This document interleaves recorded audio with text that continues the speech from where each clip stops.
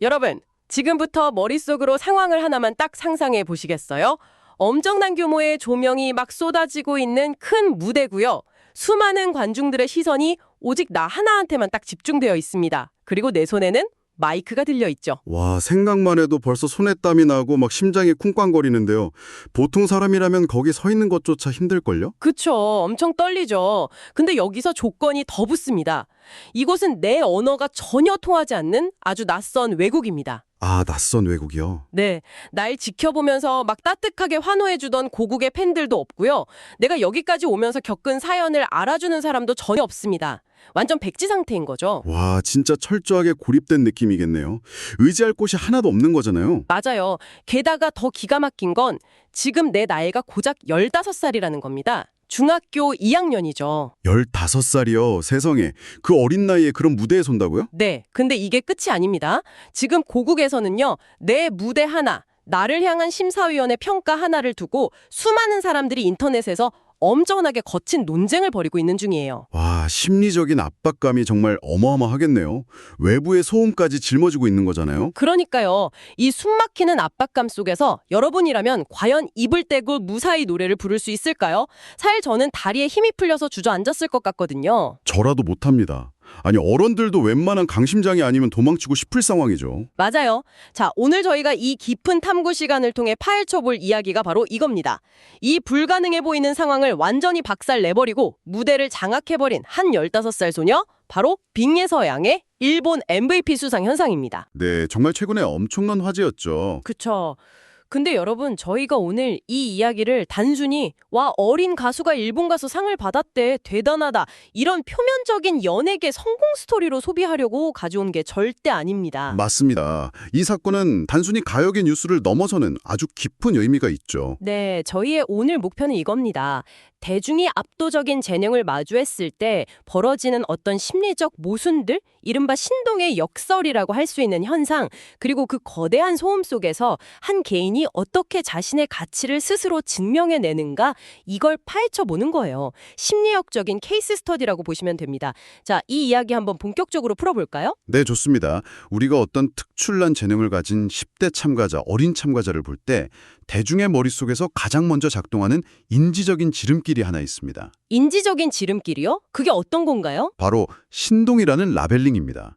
사람들은 복잡하고 새로운 현상을 마주하면 뇌의 에너지를 아끼려고 하거든요. 그래서 본인에게 익숙한 기존의 카테고리에 상대를 쓱 집어넣어버리는 습성이 있어요. 아, 그러니까 깊게 생각하기 싫으니까 딱 꼬리표를 붙여버리는 거군요. 그렇죠.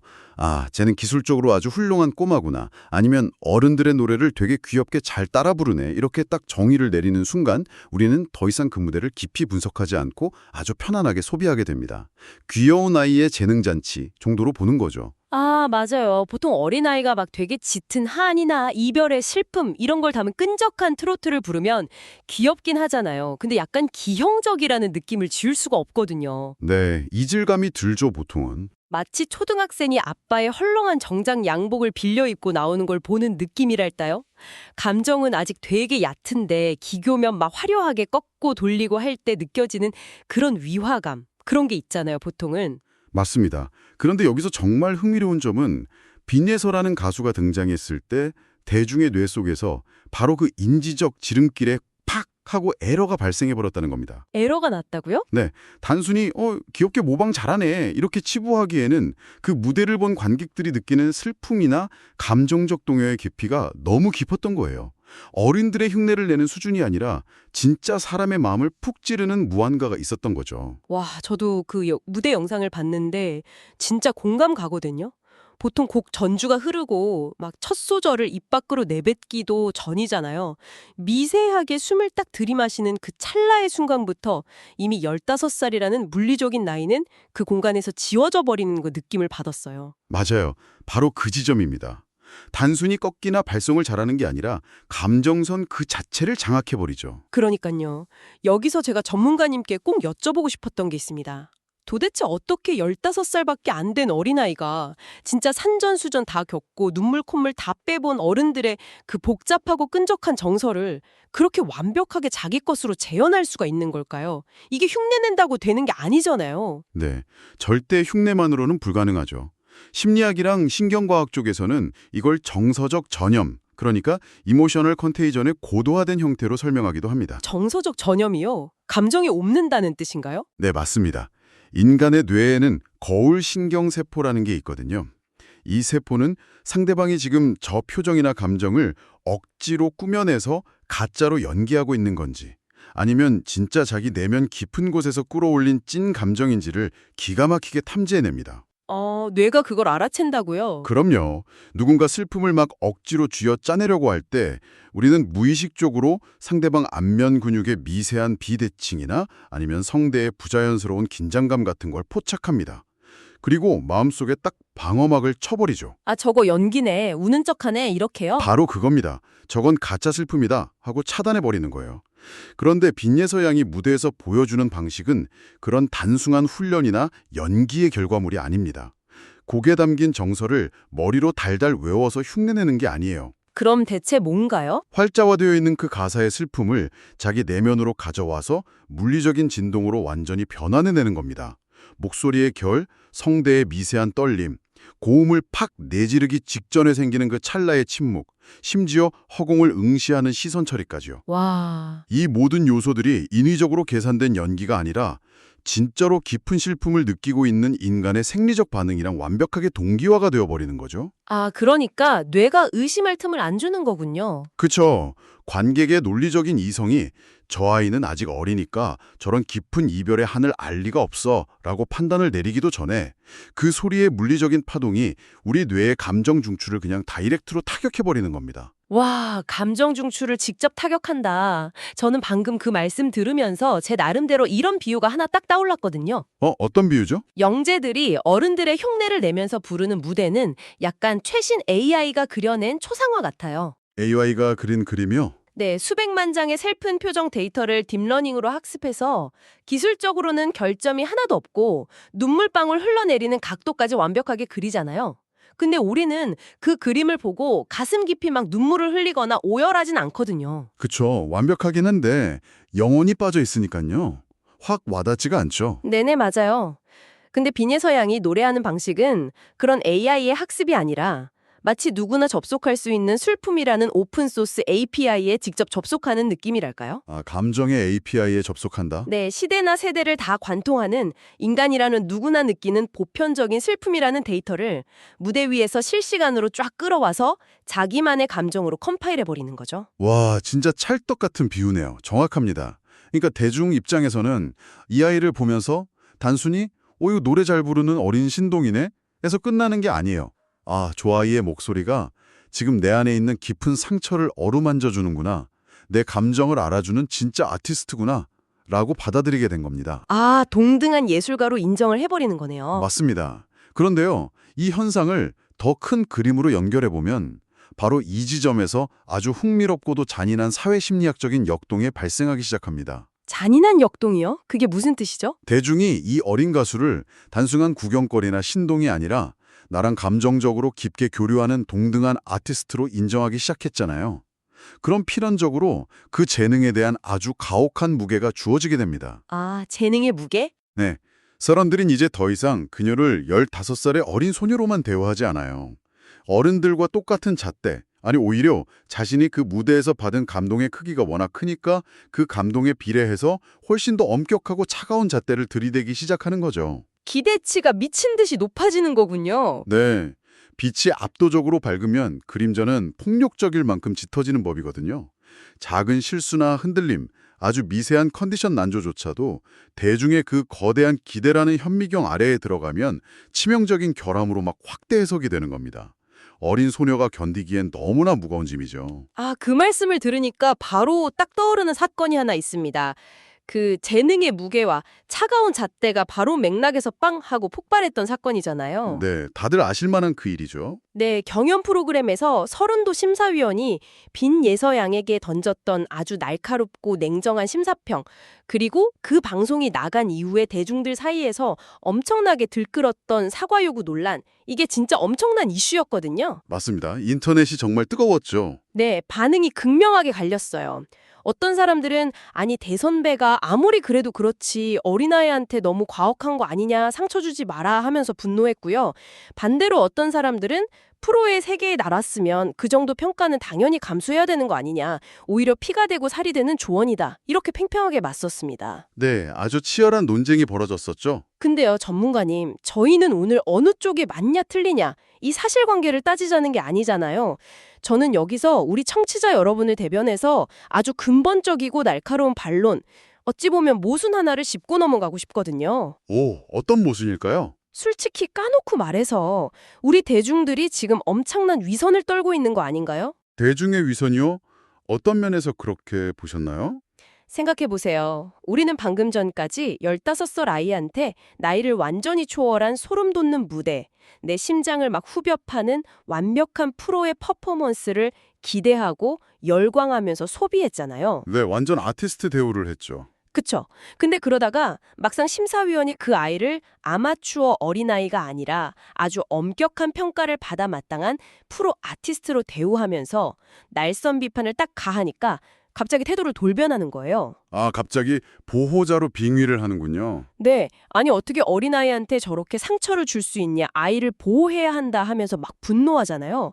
이것이야말로 진짜 앞뒤가 안 맞는 코미디 아닌가요?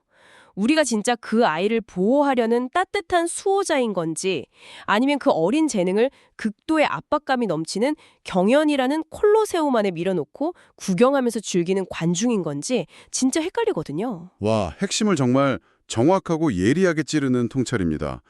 방금 제기하신 대중의 그 위선적인 태도, 그 앞뒤가 안 맞는 모순이야말로 이 전체 사건을 깊이 이해하는 가장 중요한 마스터키입니다. 아, 그게 열쇠인가요? 네, 대중심리학에서는 이런 현상을 준사회적 보상심리, 파라소셜 컴펜세이션 메커니즘이라고 부르기도 하는데요. 준사회적 보상 심리요? 말이 조금 어려운데요? 쉽게 풀어볼게요. 관중들은 이미 앞선 무대들을 통해서 빈이에서 양의 노래로 깊은 감정적인 카타르시스를 경험했습니다. 그 노래에 담긴 짙은 한을 소비하면서 자기들도 모르는 사이에 이 어린 아티스트와 끈끈한 정서적 연대감을 형성해버린 상태였어요. 아, 이미 내적 친밀감이 엄청 쌓여 있었던 거군요. 그쵸. 내 새끼 같은 느낌이 된 거예요. 그런데 그토록 완벽해 보이고 내가 사랑하는 재능이 무대 위에서 공개적으로 아주 날선 비판을 받고 상처받는 모습을 눈앞에서 딱 목격하게 됩니다. 마음이 철렁하겠네요. 네, 이때 대중의 뇌에서는 극심한 인지 부조화가 일어납니다. 내가 열광하고 감동했던 대상이 추락하는 걸 보는 불편함, 그리고 또 하나 무의식적인 죄책감이 발동해요. 죄책감이요? 어떤 죄책감이죠? 우리가 더 큰 자극, 더 완벽한 무대를 원해서 저 어린아이를 이 가혹하고 잔인한 무대로 몰아넣었구나 라는 부채의식이 스물스물 올라오는 거죠. 아, 콜로세움에 밀어넣었다는 그 부채의식이요? 맞습니다. 그래서 대중은 그 불편한 마음을 보상받기 위해서 단순한 관찰자나 구경꾼에서 갑자기 맹렬하게 방패를 휘두르는 수호자로 태세를 싹 전환해버리는 겁니다. 와, 그렇게 심리가 연결되는 거군요. 사람들이 그 당시에 서른도 심사위원의 사과 여부에 그토록 집착하고 화를 냈던 이유는요. 그 비판이 음악적으로 팩트냐 아니냐, 옳냐 그르냐가 중요했던 게 아니에요. 그럼 뭐가 중요했던 거죠? 상처받은 우리의 천재가 정당하게 위로받고 우리가 사랑한 그 재능이 절대 부정당한 게 아니라는 걸 공식적으로 확인받고 싶어하는 대중의 집단적인 치유 욕구에 훨씬 더 가까웠던 겁니다. 아, 그러니까 단순히 가수가 불쌍해서가 아니라 관객들 스스로의 감정과 그 부채의식을 보상받으려는 일종의 방어기제 같은 거였네요. 정확합니다. 참, 듣고 보니까 인간의 심리가 진짜 복잡하고 묘하네요. 하지만 아무리 대중이 수호사를 자처하면서 막 앞장서서 방패를 들어준다고 해도요. 결국 그 모든 논란의 정중앙에 서서 날아오는 화살을 온몸으로, 맨몸으로 맞아야 하는 건 당사자인 15세의 빈 예서양 부인이잖아요. 그렇죠. 방패 뒤에 숨어만 있을 순 없으니까요. 네, 상상만 해도 끔찍해요. 인터넷을 딱 켜면 수천, 수만 개의 악플과 선플이 막 뒤섞여서 쏟아지고 온갖 뉴스가 자극적으로 생산되고 사람들은 저마다 자기만의 잣대로 이 아이의 실력이 어떠니 멘탈이 어떠니 하면서 막 재단하고 평가질을 해댔잖아요. 어른 아티스트들도 이런 엄청난 압박감이랑 논란 속에 던져지면 공황장애를 겪거나 멘탈이 무너져 내리기 십상입니다. 일상생활이 안 될 정도죠. 그쵸. 근데 여기서 이 이야기에 진짜 소름 돋는 클라이맥스가 등장합니다. 이 거대한 혼란과 소음 속에서 15살 소녀가 선택한 대처 방식이 뭔지 아시나요? 사실 보통 사람이라면 억울하다고 해명을 하거나 SNS에 글을 올리거나 했을 텐데요. 네, 저라면 막 장문의 글을 써서 제 억울함을 호소했을 것 같아요. 근데 그녀는 억울하다고 감정적인 호소를 전혀 하지 않았습니다. 자신을 향한 그 수많은 비판이나 잣대에 말로 맞서 싸우지도 않았어요. 그럼 어떻게 돌파했죠? 묵묵히 짐을 싸서 자신을 둘러싼 모든 소음이 차단된 전혀 다른 무대, 바로 일본으로 향했습니다. 그리고 보란 듯이 그곳에서 당당하게 MVP를 거머쥐어 버린 거죠. 와, 진짜 영화 같은 전개네요. 근데요, 이 일본 무대에서의 MVP 수상을 단순히 와, 일본 진출 성공했다, 국위선양했다, 이런 뻔하고 식상한 수식어로만 포장해버리면 이 사건이 지닌 과학적이고 심리적인 진짜 의미를 완전히 다 놓치게 되는 겁니다. 아, 국위선양 그 이상의 무언가가 있는 건가요? 당연하죠. 분석적인 관점에서 딱 떼어놓고 볼 때 이 일본 무대라는 공간은 그녀의 진짜 가치를 증명하기 위해 마련된 아주 완벽한 이중맹검 통제 집단, 즉 더블 블라인드 컨트롤 그룹의 역할을 완벽하게 수행했습니다. 이중맹검 통제 집단이요? 아까 블라인드 테스트 비슷한 건가요? 왜 쉽게 말하면 완벽한 블라인드 테스트 환경인 거죠. 생각해보세요. 한국에서의 무대는 이미 수많은 변인들로 잔뜩 오염되어 있는 상태였습니다. 아, 오염이요? 15세라는 그 어린 나이가 주는 꼬리표, 경연 프로그램 특유의 막자 맞춰진 불쌍한 서사들, 그리고 심사평 논란을 둘러싸고 벌어진 대중들의 동정론과 비판론까지. 한국 관객들은 이미 비니에서 양의 노래를 들을 때 순수하게 소리 그 자체만 듣는 게 불가능했어요. 아, 맞아요. 이미 머릿속에 정보가 너무 많으니까요. 네, 이 모든 복잡한 배경 지식을 일종의 필터로 거쳐서 듣게 되는 거죠. 하지만 일본 무대는 어땠을까요? 그곳에 앉아있는 관객들이나 심사위원들은 비니에서가 한국에서 누군지, 어떤 논란에 휩싸였었는지 단 하나도 모릅니다. 아예 정보가 없어요. 진짜 완벽한 백지 상태네요. 게다가 제가 아까 오프닝에서도 잠깐 짚었지만 이게 심지어 언어도 안 통하잖아요. 바로 그겁니다.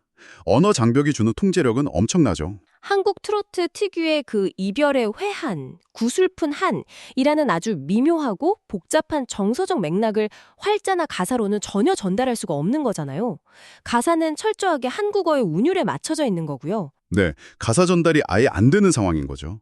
전 이게 마치 자막에 아예 없는 슬픈 외국 영화를 덜렁 틀어놓고 내용도 모르는 현지 관객들을 오열하게 만들어야 하는 극악의 난이도 미션 같다고 생각했거든요. 와, 진짜 정확한 비유네요.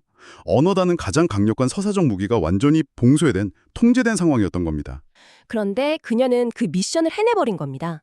그 말도 안 되는 상황에서 비니에서 양이 일본 관객들의 마음을 관통할 수 있었던 유일한 무기는 결국 소리의 물리학 그 자체뿐이었을 겁니다. 맞아요. 기교나 가사가 아니라 소리의 파동이요. 네, 가슴을 쾅쾅 치는 그 특유의 깊은 음색, 음과 음 사이에 만들어내는 그 숨막히는 적막감, 그리고 고음에서 폭발하듯이 쏟아내는 성량의 대비, 이런 물리적인 소리들이 언어를 해석하는 이성적인 뇌를 거치지 않고 그냥 다이렉트로 관객들의 청각 피질과 감정 중추를 냅다 타격해버린 거죠.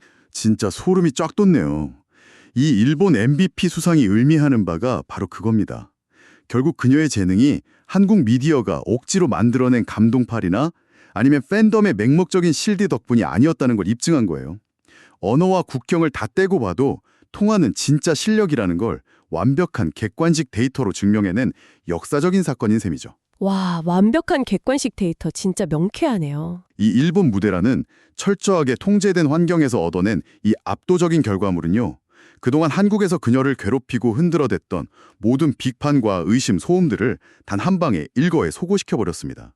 흔히들 진심은 언어의 장벽을 넘는다라고들 하잖아요. 네, 되게 낭만적인 명언이죠. 근데 그저 낭만적이고 예쁜 문장으로만 존재하던 그 말이 무대 위에서 실제 눈에 보이는 물리적 현실로 입증되어 버린 겁니다. 와, 낭만적인 문장을 현실로 입증했다?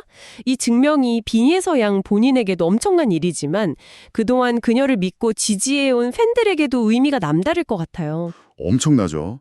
단순한 기쁨을 넘어서는 아까 말씀드린 거대한 집단적 카타르시스를 선사했을 겁니다. 막 체증이 쑥 내려가는 기분이었댔네요. 팬들은 수상 소식을 듣고 생각했을 거예요. 아, 우리가 그동안 이 아이의 무대를 보며 느꼈던 그 전율이 착각이 아니었어. 우리가 불쌍해서 동정한 게 아니었어. 저 아이의 실력은 의심할 여지 없는 진짜였어. 하고 말이죠. 아, 억울했던 마음이 싹 씻겨 내려갔겠네요. 그동안 혹독한 평가를 받으며 상처받았던 순간들이 분명 있었잖아요. 하지만 그 상처를 외면하거나 도망치지 않고 정면으로 무대 위에서 돌파해냈기에 이 MVP 트로피는 단순한 상패 하나가 아닌 겁니다. 긴 시간 켜켜이 쌓여온 굳건한 믿음과 진심이 마침내 보상받는 아주 완벽하고 역사적인 서사의 완성인 거죠. 아, 진짜 모든 퍼즐이 마지막 조각까지 딱 완벽하게 맞춰지는 기분입니다. 여러분, 저희가 처음에 15세 트로트 신동의 해외 경연 수상이라는 어찌 보면 아주 작고 표면적인 상자에 하나 열고 시작했잖아요. 네, 처음엔 가벼운 연예 뉴스 같았죠. 하지만 그 상자 안으로 깊숙이 들어가 보니까 우리는 인간의 뇌가 어떻게 타인의 진짜 감정과 진심에 반응하는지, 그리고 군중의 심리가 얼마나 모순적이고 때로는 폭력적일 수 있는지, 마지막으로 모든 배경과 언어가 소거된 그 낯선 환경에서도 빛을 발하는 진짜 실력의 본질이 무엇인지를 함께 목격했습니다. 맞습니다. 정말 심도 깊은 심리적 통찰이었어요. 자, 이 긴 딥다이브 여정을 서서히 마무리하면서요. 저는 오늘 나눈 이 이야기가 단지 TV 속에서 빛나는 한 어린 천재 아티스트의 영웅담으로만 여러분 기억에 남지 않기를 바랍니다. 네, 우리 삶과 연결점이 분명히 있죠. 그럼요. 오늘 비내서양이 그 거대한 소음 앞에서 보여준 태도는 지금 이 방송을 듣고 계신 청취자 여러분, 우리 각자의 삶에도 아주 날카롭고 묵직한 화두를 툭 던져주고 있거든요. 어떤 화두일까요? 우리는 살아가면서 끊임없이 타인의 평가도마 위에 오르락내리락 합니다. 직장에서, 학교에서, 때로는 가장 가깝다고 믿는 인간관계 속에서도 나를 잘 알지도 못하는 사람들의 섣부른 오해나 과도한 비판, 참견에 직면해서 숨이 툭툭 막힐 때가 다들 있으시잖아요. 네, 살다 보면 정말 억울하고 속 터지는 순간들이 많죠. 그럴 때 대개 우리는 어떻게 하나요? 인간의 가장 자연스럽고 당연한 본능은 즉각적으로 방어 기제를 확 작동시키는 겁니다.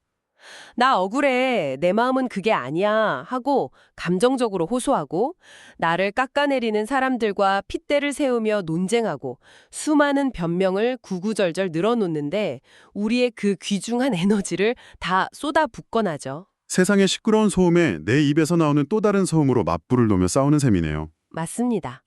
하지만 진정한 증명, 내 가치의 입증은 타인의 입술을 꺾어서 억지로 얻어지는 게 아니라는 걸 오늘 우리가 배웠잖아요. 전문가님, 오늘 이 케이스 스터디가 우리 삶에 주는 가장 명확한 결론이 뭘까요? 네, 아주 명확합니다. 나를 향한 가장 압도적이고 우아한 해명은 100마디 말이 아니라 단 하나의 결과물입니다. 그리고 세상의 편견을 향한 가장 강력한 반박은 입 아픈 논쟁이 아니라 내 실력을 온전히 펼쳐 보일 수 있는 나만의 무대 위에서 조용히 입증해내는 것입니다. 결과물과 무대. 참 멋진 말이네요. 밖에서 폭풍우가 몰아치고 비바람이 때릴 때 굳이 그 바람과 주먹질하며 사용하려고 에너지를 낭비하지 마세요. 대신 묵묵히 조용히 자신의 뿌리를 땅속 더 깊은 곳으로 뻗어내리는 일에 집중하는 겁니다. 결국 그것만이 타인이 함부로 들이드는 잣대에서 완전히 자유로워질 수 있는 유일한 길이니까요. 와, 묵묵히 뿌리를 내린다. 타인의 잣대에 이리저리 휘둘리지 않고 묵묵히 나만의 무대를 걸어나가는 힘. 그것이야말로 15살의 이 어린 가수가 매일같이 세상과 투쟁하며 살아가는 우리 어른들에게, 그리고 성장하기 위해 노력하는 모든 사람들에게 보여준 가장 완벽한 마스터 클래스가 아니었나 싶습니다. 맞습니다. 나이표를 다 떼고 봐도 배울 점이 참 많은 태도죠. 자, 오늘의 깊은 탐구를 여기서 마치면서요.